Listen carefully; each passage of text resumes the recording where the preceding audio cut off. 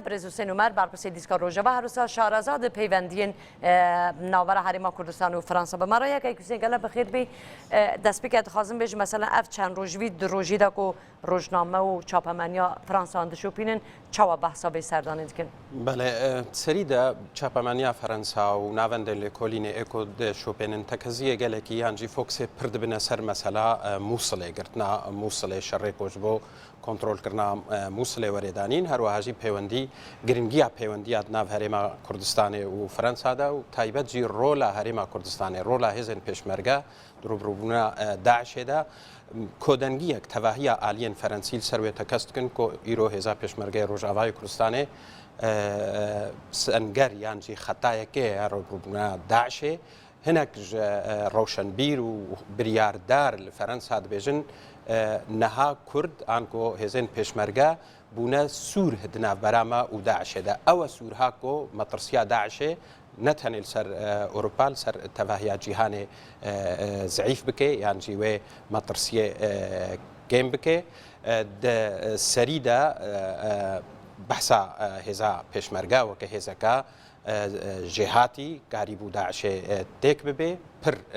تکازیل سرویت کرن پر جی پشتگیری جی تکرن کو همو آلیه فرانسه تکازیل سرویت کن دوی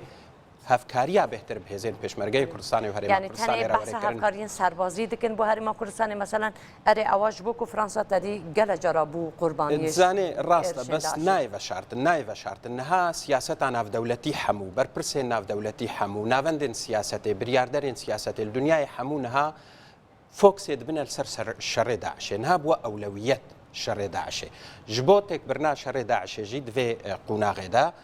بری هر تشتی آریکاری و هماهنگیا سربازی تخواستن فرانسه بهیزه که مزن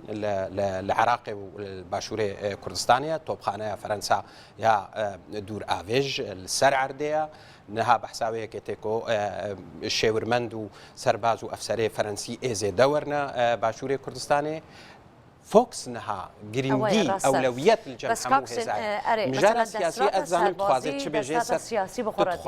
تتخوازي بحثاوي بكي تتخوازي سر تواري سياسي محور سياسي أو حمو جريدايا كيم زيدا بقناغات بي داعشيفا جرينجيا سردانا سروكي هريم كردستان فرنسا ريجي جفيتش خوا جبركو هريم تفاهي نتني عراق و باشور کردستان یان سوریا و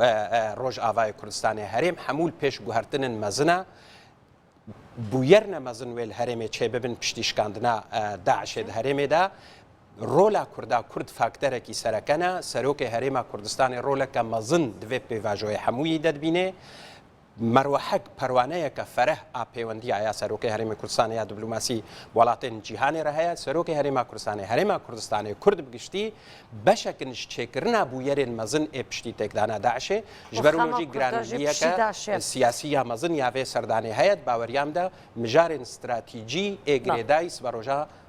هرم تنا بحث طيب كيكسن ازيد سن جبوش مساتوجي دبيني يعني بهمو بروتوكول خوي يعني بوش بيشوازي كل صاب بروتوكول تكرني وش قاسي جرينجيا يعني سلام نايفا شرط انما تيفا شرطن كو سروكي هرما كردستان نتهن الفرنسا قالك ولاتي جهاني يدير وك سروكي دولتكي وكر بري ملتكي تي بيشوازي كرن او تشتي غريداي دستور عراقي وراستا هريما وراستا تشارچوفيا كدستوري هيا هريما كردستان نه دولتك سر بخويا لبيجه سروكي هريما كردستان رولا هريما كردستان رولا هيزن بيشمرغا دبويرن د هريمه د درباست بن بتايبت د صالا وفردا بشتي بلافبونا داعش بيجه دايا سروكي هريما كردستان وهريما كردستان كو وك سروكي ولاتكي وري بيشوازي كرن نتهنت پیشوازی دست خوازم بجم حساب هرما کردستان و سروک هرما کردستان د بویر سیاسی د پیشوچون و پیواجویا سیاسی د هرم د وک ولاته کی لته گهدار کرن گلک تشت الهرم نابن اگر نرینا هرما کردستان سرنوی استاندن چما جبر بویرن مزن اکو ببن یانجی رولا مزن اکو تکرن شکاندنا داعش د تایبت كونافن داويجي موصله بهرما كردستان نابي كاس نكاري داعش جموصله درخه اگر هيزا پشمرگه كردستان رولا خوا تيدا نبينه جبرولو نتنه مساله شكليه نتنه مساله بروتوكوليه واتايا كوي سياسي جي هيا كو هرما كردستان سروك هرما كردستان وك دولتك رولا خوا لوی دورا روشلاتا ناوین بینه و بگومانجی و باندورا وینات کوناغات پیدا عشره جی هبه و حساب و پیگه هرما کردستان و سروک هرما کردستان کسین ام ذاتن ام آمادن حتی نی سروک هرمی بگه جه امی جی بردوام بکن مثلا دو سروک هرمی گل وزیر بروانی لو هر وسط سروک شاروانی پاریس به تایبتی حفدیتن به سروک شاروانی پاریس را چی گرینگی که هیا یعنی گرینگی و سروک شاروانی شارداریا پاریس پیگه خدا آسته هری برز الفرنسا حساب کرن یعنی جه کیوی مزن د ریوبرنا سیاستا فرنسا و رولا فرنسا ده هيا د پشتی سرو کوماری و وزارت اکدوی سیادی شارداریا فرنسا پیگهوی سیاست فرنسا ده د آسته پیش ده سمبولیک اج یعنی سردانا وقتی کو بر پرسن مزن دنیای وقتا سردانا پاریس کن و رومت دنوانا کو ل شارداریا پاریس به شیوه کی فرمی و که مهوانه کی مزن و که مهوانه کی فرمی فرانسه و پیشوازی کردن حتی بله یعنی امجبیر نکن گوجاک شیراک سروک کمار فرانسه بری سوسیالیستا و بری سارکوزی بری شاردار پاریسه باشه نه سروک هرم دبیجه آخافتن خدا گویه دانیال میتران با کرده دایک بود نه از هیچ کم کو پشتی کو هفدیتین که رو به سروکانورا یا شروانی از هیچ کم کو اره مثلا جه دانیال میتران با کرده گرتیه تشکی بالکش نه سروک شارداریا لندن مثلا بویا مثلا سروک شهر لندن بویا وزیر بلکه یا پاریس جی بگم یکی گورتر نه لندن داخله ام او بکن یعنی جبو کنگره آشتی لندن بده چون سروک شهروانی فرانسه هم بخواست از هنگی سروی بسکنن الفرنسا نهاد دوستی کرده پربونه برای خاتون دانیل میتران بو خاتون دانیل میتران وقت سازیه که جبو کرده خبتی الفرنسا طور که دوستین کردان حال فرانسه هیا نمای کسک و دکس به دهان اگر امنه بجن بصدان فیلوزوف روزنامه‌وان سیاستمدار وزیر بره برپرسین بره بالا وان باش سر پرسا کردیا سر دوزا کردیا خو کرد دوست حساب کن همو هفکاریا پیوست بو کردا داخواز دولت فرانسی و حکومت فرانسی کن گورنه پیشکش کردن خاتون آن هیدالگوژی یک جوان کسی کو برای سردانه هرما کردستان جی کریا هات یا هولی جی باش روشا هرما کردستان جی زانه و خو که دوست که دلسوز بو کردا بس اولانجی مثلا ناسکریه کو جبری و دوستی حواله کردن بیا مثلا به پیوندی گل سکینه جانس زوانا جی کول ابی هات نترور کردن هبو یعنی اف پیوندی اولاند و حزبای لگل کردن چاواد بینی پارتیا سوسیالیست جبری ده یعنی هلوسته و درباره پرسا کردی ده گلکی پیشند و امجبیر نکن سالانوت و یکیجی وقتی فرانسه هوارا کرده هات پشتی کوچبریا میلیونی و هنگیجی سروک فرانسه سوسیالیست بود. دیصد دما ایریشا داعش دجیل سر هرما کردستانه و گرتنا شنگاله و برورده دیصد سروک فرانسه سوسیالیست بود. هلوستا پارتیا سوسیالیست الفرانسه جپرسا کردی باشا لپیشا گلک دوست کرده دناف دهنا حتی دما اف پارتیا هانه ام بيجن صبا كيمي صالكي هل بجارتني فرنسا تشدبن اكر نميند سرو كوماريه دجي يعني نكارن بيش بيني بكن لي رولا وي بارتيت فرنسا دا هميشه بهذا او بارتي خدي باندورا نا از خوازم وي بيجم پیوندین کردا لگلک دولت ناف دجی فرنسا پارتیتی در باس کرنا بو بسازین دولت را سازین گو سیاست دولت آوات کن کردا بتایبت هرما کردستانه بتایبت سروک هرما کردستانه پیوندی گهانا آستا سازیان پرس هیا پرسا کردی هیا گرینگیاویل هرمه هیا هر پارتیا کوری سر دستلات الفرنسایان ولاتا کی دی نکاره گاویت سر گرینگیا رولا کردان و هرما کردستانه دا لروجلاتان آوین باوجد باوریامد چند ولات و دوست کرده و فرانسه هیا برایده كردنا نما يعني ولاتك تاني دوستي وايا قالك ولات دوستي فرنسا فرنسا يك جوان ولاتك كو اثبات كريا سبان ديال سر عرضك دوستكي نزيكي كردايا د كليكن زحمت دا د دمن زحمت دا فرنسا د هوارا كردا هاتيا ئەم تەف دزانن بریارە 6 بدەست پێشخەریا فەرەنسا بوو ساڵ ji بۆ پاراستنا باشوورێ کوردستانê دیسەمە تاکە سەرۆک و ji welatekî zilhêz yek ji pênc endamên daimî di encûmena ewlehiya navdewletî de serokê Ferensa bû hate Herêma Kurdistanê de hawara Kurda hat wezîrê dereve ê Ferensa jî hatibû hevdîtin gel serokê herêmê kiribû تەکەس dikin hemû gotinê xwe de got Kurd nirxê me diparêzin. Ev mesele li cem Ferensa zor giring e. Ferensa her tim xwe weke welatekî xwedî nirx dibîne. Got ew welatê nirxê azadiyê û demokrasiyê û pêkve jiyanê ye dibêje Kurd beşekin ji vê çanda me ji van nirxê ku em diparêzin dibêjin Kurd kêm netewa niha li rojhilata navîn diparêzin. Kurd xristiyana diparêzin. Kurd êzîdiya diparêzin weke kêm mezhebiyan jî kêm olên kolvê derê Daeş bi taybetî wa weke armanc digire. Lê gelek welatê dî jî li Ewropa jî derbê Ewropa jî destê Kurdan. Sûdiyeke Hüseyin niha mesela me niha we gotê Brîtanya yek ji endamên Konseya Ewlekariya Netewên Yekgirtiye. Bo piştgirîkirina Kurdan ji aliyê bigiştî ve civaka navdewletî ve Fransa çi qasî bandora xidê hebe ku sibe Kurdan daxwaza tişekî kir ku ev bikar bi welatên dinê qenatê pê bîne. Belê. Fransa yek ji welatên mezin e yekîtiya Ewropa de ji xêrî wilo jî xwedî roleka siyasî û diplomasî mezin e li dinyayê divê em zanibin yanî weke zanyarî ez dibêjim duwemîn cihazê diplomasî ê cîhanê ê Fransayê peyî Amerîka re diplomasiyeta wê li tevayê dinyayê çalak e karê xwedî bandor bê karê xwedî helwest bê karê têkariyê li ser gelek welatên dî bike û siyaseteke Fransa jî kêm zêde cîwaz jiyan welatên dî heye taybet ku girêdayî nirxên azadiyê û demokrasiyê û mafê em digarin Hüseyin ev dîmenê ku me bi hev radî li gorî etikêta Fransî de ya pêşwazîkirin ji serokan û protokola Fransî de çawanin. Ew weke min bersiva xwe dî de jî got weke serokê dewletekî bi fermî serokê Herêma Kurdistanê tê pêşwazîkirin serokê Fransa de dikeve pêşiya koçka xwe di ser pêpelûkê qesra xwe jî da dikeve heta pêşiya wî pêşiya pêş otomobîlê wê pêşwazî dike ev qîmeta daneke zêde ye pêşwazîkirineke baştir e serokê Ferensa dixwaze pêwendiya xwe kesayetî ji xêrî ya protokolî weke di nav du welata de yan nav du kesayetiyê fermî de pêwendiya xwe şexsî dostaniya xwe şexsî ji serokê Herêma Kurdistanê re nîşan bide ji ber wilo jî bûyê germiyê wî pêşwazî dike û pêre derbasî nav koç ket em tev dizanin ku Holand ji xêrî weke serokê welatekî ku xwe dostê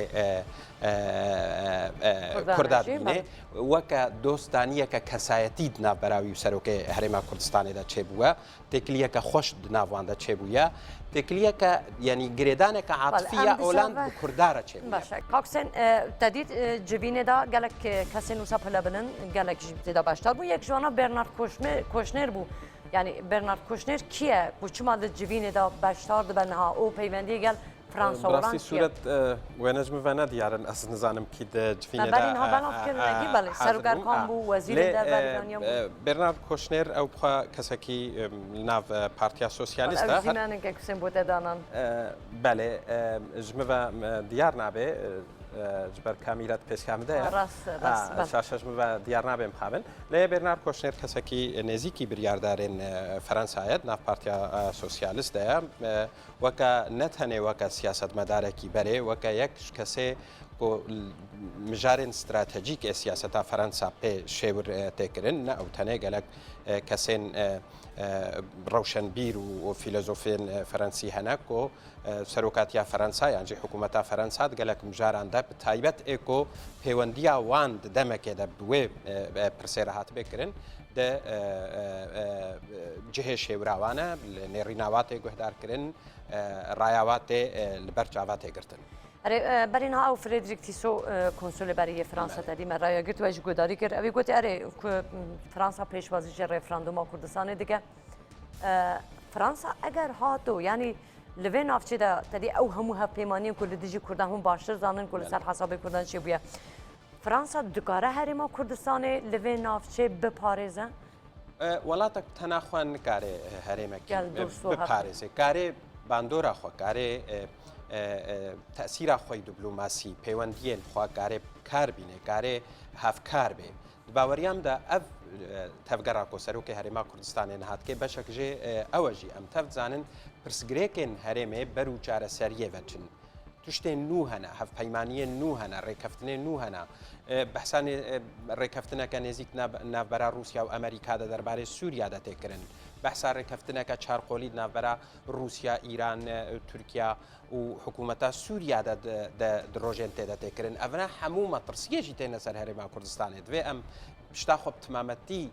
yanî pal nedin nebêjin rewş hemû di herêmê de di berjewendiya me de diçe em vê rolaha dibînin û em vê rûbirûbûna hanê bi Daişê re dikin mena xwe em parastîne. Na pîlanên siyasî hene, leyskê siyasî hene ji ber wilo jî سەردانەکە وەکە vê pêwendî bi hêzekeweke ya Ferensa re divê qûnaxê de û hinek welatê dîre hinek îwan metirsiya sivik dikin. خو ام دخوازم سر کاکوسین یعنی درباره روجاوای کردستان جی گرینگ ام بهنک بزاربن نه درباره روجاوای کردستان چارنویسا سوریه تشتکی وره بحث کردن بانجی بینام من بابەتێن هەرێمێ هەفتوو vegirêdayîne yanî taybet Rojavayê Kurdistanê û Başûrê Kurdistanê yek aniya şerrin li hember Daişê. Em zanin weke di paytextê sembolîk ê Daişê hene li herêmê yek Reqaya yek Musila. De li hember her tika jî hêlên şer di navbera yan çekdarê Daişê û şervanên Kurdin Rojavayê Kurdistanê şervanê Kurd li ser sînorê hêla şer bi Daişê re şervanê Kurdin li Başûrê Kurdistanê jî bi heman rewşê. Bêguman ev her du mijar bi hevdû vegirêdayîne helwesta Ferensa jî derbarê rewşa Rojavayê Kurdistanê jî helwesteke baştir e jiya gelek welata berpirsiyariyeke اخلاقیه فرانسا هەیە ji ber ku Ferensa demeke dirêj desthilat bû li Sûriya kêm zêde ew nexşeya ku niha li Sûriya heye Ferensa destê wê tê de hebû projeyeke Kurdî ji bo mafê Kurda û pêkhateyê dîn li Rojavayê Kurdistanê serdema Ferensa de hebû mixabin neçû serî berpirsiyariyetiyeke exlaqî û siyasî ya Ferensa derbarê Rojavayê Kurdistanê û Sûriya tevayî heye helwesteke Ferensa cuda jiya bi taybet Amerîka derbarê rewşa Sûriye bi tevayî heye Ferensa bêhtir nêzîkî opozisyona Sûriyayê Ferensa bêhtir helwesta wê li dijî حکومت نزدیکی اپوزیسیون سوری کیجان اپوزیسیون مثلا آنها تدی امریکا گل شرمانان هفمانه و یاری کردن جی ترکیه لگل اپوزیسیون دنی تو هوا بردوام که فرانسه جناب هفمانی ازمانی دا بشتره بله بله فرانسه نزدیکی اپوزیسیون سوری اواکو فرمیج علیه جوکان دولتی و دسته دانوستاندن کار اکو ائتلاف نها بشک جنه توهیاوی راست بالیوز ائتلاف جیل لفرانسا هاي الباريس هاي ويك جوالاتي كامل دنيا ايكو بالیوز کشبر اپوزیسیون سوریا والولات خو دانیا فرانسا یک جوايه لفرانسا بفرمی پیوندیاوی بدسته دانوستاندن کار اپوزیسیونا سوریه پیوندیان فرمی پیرد که بهتر جارکی سروک فرانسا پشتگیری خواجه را داریم پشوازی سروک دسته دانوستاندن کار جی کریا سروک فرانسا لی تنه از توازم و خارجی بجم به کردن روجاوای کردستان راجی پیوندی فرانسا باشن چیز عالی ریوبریا خسر و چیز عالی انا کسفجی به ام تفزان شاندکا انا کسجی بری دمک الفرانسا بو بری وجی شاندکا یکی نین پاراستنا گلجیل کوشکا الیزه هاتبو پیشوازی کردن یعنی فرانسا نزیکی پرسا کردی روجاوای نه امارن سر ابد دم بهار عربی یاکو قذافی روخاند فرانسا بود چونکه او هف سر ایرش به سروکاتی فرانسا پیکاتن فرانسا با چارنویسا روسیا یا سوریه به تایبەتی جا اسد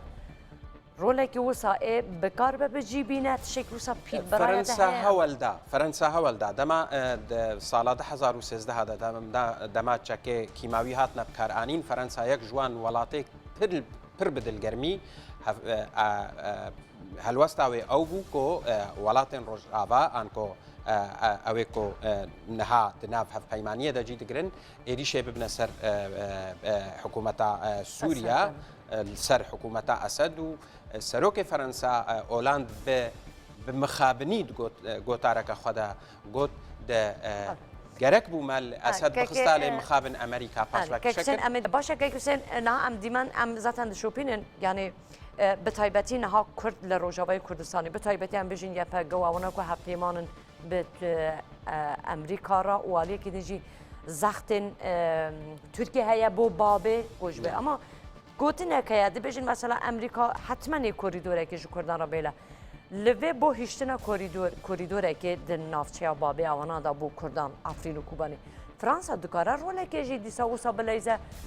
هم بر اپوچگیوی ملی جو اپوزیسیون سوریه و گوته پیوندی و اپوزیسیون سوریه بری هرچی از نزانم کی دبیجه امریکا حتمی کلیدوره کی با کردا بهله یعنی از نه یعنی از ندوه باوریه دماغ و امریکا هلوستا خویک عالی کریه و تمام و کلیدور وره کرن تشتا کل جرابلوس چبوی بروواجی و یک دیارت که نهاجی بحثا هف پیمانیه که ترکی امریکی تكرنج بو رقاي اكر او هف بيماني هر سري اكر او بلان هر سري مترسيال سروج افاي كردستان بتايبت بيجه ريفابريا خسر و هف جريدانا هرمن كردي زياده تر بيج بر او هزد بابيره و او هزد بابيره هرند باوريا مدا از خوازم بيجم چنابكو مرو پشتا خوا بمطلق بده هف بيمانين خوا و بيجه مسألة یک عالی بود و حسابات سیاسی جولو کاکسید یعنی خو از آن مثلا سیاستی تا دوست و دشمنی ماینده تنینه لی امریکا جی سرمایه که مزن خرج کرد حتی نیکو من بجبالی کاریا هزین سوری داخل امریکی شهید کردن یعنی تبیج امریکا بکار بر راحت نه از نبیجم امریکا و دسته خوش سوریا سفک بکه یعنی جیوه جوان دست کفته گفت دست خو آنینه و پاش و کشب که و از نبیجم جی امریکا و دست یبکه برده و جهزه الکردی روش آوای کردستان برده نه اسقط و نه نبیجم پیوندیا امریکا و پیوستیا و بهزه کردی هيا كاركي باش بهفدورت كن لدجي داعشه از دبيجم نهاتيا يك آلي كرن كو و او كوليدور يعني بهفغريدانا هرمين كردي جبر آوادجلي حتى دشتا حمقي جرد بيجن العفريني و بهفوري غريدان حتى نها تشتيل سر عرده دبي تشتت تی بحث کردن از دبیجم یک عالی نبویه از ند بیجم و ببی یا نبی از دبی او مطلقیت تنایت ده کاک عمر کاک سید نه از خازمنه که سر دستورات سروک ل فرانسا دا بحث بکن جبر کو سروک وزیر جی هيا بس براسی سروک فرانسا جی وکو سروک امریکا وکو اوباما خودی دستورات که مزنه یا دستورات پار سیستم سیاسی فرانسا دوسریه یعنی بشک نیف برلمانی نیف سروکاتیه جبر ولوجی سروک حکومت دستهلاتی وی هنه دستهلات دابشکری نبشوه یکی گلکی ورد لی امتف زانند دستهلات دنها هم سروک فرانسا هم سروک وزیر جی هر دوش همان پارتیا سوسیالیستن یعنی همه هنگیک و هفته کشتنه که تمام نبره سروک فرانسا و سروک وزیر ده هیچ برولوژی پرسکریک ده بریاردانه ده الجم سروک فرانسا توننا و دستهلاتا وینا الجه خواه یعنی تپرسگریک جبو مسئله دستهلات توننا راست دستوری و کم گفت سیستم فرانسا نیف سروکاتی نیف پارلمانیه یعنی دستهلاتن سروک فرانسا هنا و دستهلات سروک وزیر هنا لی بهتر دستهلاتن سروک وزیر دوار جیبجی کاریه دانه سیاستا نافخوا دانه سیاستا آبوریه و اولهیه و بریو برنا نافخوی فرانسا سیاستا دروه بهتر سروک فرانسا دستهلاتاوی فرهتره و دوی درباره ده همه هنگیه که تواود نافبره اولاند و سروک وزیروی مانویل والس ده باشه نه يعني يكش جرينجا في سردان سروكي هرمي أواكو بري شر موسلجي شيبو أو أواجي فرنسا جوالاتك كو نزانكو مثلا أو شر الرقاجي بحثا كي يكو أمريكا تركيا دخازند بجم لفكتنا كو در بازي رقاي بمريا بابيا تركيا دوی يعني ديوان شرط و مرجان دا كو دو إيرشين مازن قراره دست بيبكه دو سر هر دو پایتختين داعشي فرانسا دکاره چه جوره هفکاریه که به هزا سربازیان هزا لشکری پیشمرگین کردستان را بکه که حتی نکریه گماسی مایه و که گماسی مایه فرانسا جناب ولاتی که هفکاریه و بهزه پیشمرگره لپیش بو یعنی یک ولاتی لپیش آری کاری کریه توبخانه فرانسا سر عرده بالا فرانسا العزمان شاورمند و سربازین فرانسا سر عردين الهرم كردستاني د ئەنجامێ vê سەردانە هادات ئەم تەفت زانن بەری کۆ ئیرۆ سەرۆکەی هەرێمێ سەرۆک ئۆلاندرە ڕوونێت دهۆ وەزیرێ بەڕەوانیەرە بوو ئانکۆ بەشێکی مەزن ژێ سەردانێ مەسەلێ سەربازینە پلانێن سەربازینە هاوکاریە سەربازینە جۆرێک چەکایە دباوەریام دەوێ ئەنجامێ vê سەردانێت vê دەربارێدا هەبن ئەف شەڕێ مووسڵێ شەڕێکی مەزنە عالەم هەموو پەیوەندیدارە نەتەنێ کورد و عراق به پەیوەندیدارن هەفپەیمانیان ناودەولەتی لەسەر خەتەیە سەرکێشیە vê پلانە هاتکێ وەکە تێخواستن یانجی وەکە منطق گەرەک هەر توشتێ پێویستش بۆ سەرخستنا vê شەڕێهانێ ji bo ku qurbanî kêm bin û şer herî zû di aliyê mirovî de û aliyê serbazî de jî yek alîker bibe ew hevkariyê pêwîst ê ku şanda Herêma Kurdistanê serokê Herêma Kurdistanê birine Ferensa كيم ترخمينك وبيشكش بك. ماشي كيف فرنسا كو اوقاسي يعني فرنسا ولاتها كو اوقاسي يعني جرينجي ده بهريما كردستان كرجي فرنسا قال حسكن فرنسي حسكن بس كاس اوقاسي جرينجي هذا بفيربونا زمان فرنسي هون وكو مثلا زمان فرنسي باش سانن تبي شو هذا بين يعني بو شو سانه او بروشنبيري هر ولاتك اسباس او بروشنبيري بچاندا هر دولتك يعني تفزانن عراق ودناف دجي هريما كردستاني قوم خابن بو بشكش عراقي بعراقي بهات بو جريدان بشتي شر جهاني ايكم بريطانيا الفربو يعني داغير كاري العراقي يعني دستلاتا العراقي بريطاني بونجبر ولوجي بهتر چاندا انجليزي دناف خلقي عراقي بتمامتي كردستاني شلون او روجاواي كردستاني وجر بروفاجي ويا روسي وفرنسي نا روسي دادم تالي ده لسوريا جبركو دستلاتا فرنسا الوربو چاندا فرنسي وزمان فرنسي قالك ناف خلقي ده بلابو حتى نهاجي بشتي زيدي 6 صاليش دركتنا دستلاتا فرنسا لسوريا حتى نها مالباتن هنا لسوريا ناف مالي ده بزمان فرنسي تخوينن دبستاني ده جي قهدان هيا الهريما كردستاني جي دفا چند سالي تالي ده پيوندي روشنبيري ناف هريما كردستاني وفرنسا ده هنا دبستانا فرنسي الفيدري هيا نافندك فيركرنا زمان فرنسي هوليري هيا يعني قهدان بزمان هاتيا كرن لين نوكا پێویست بەلکی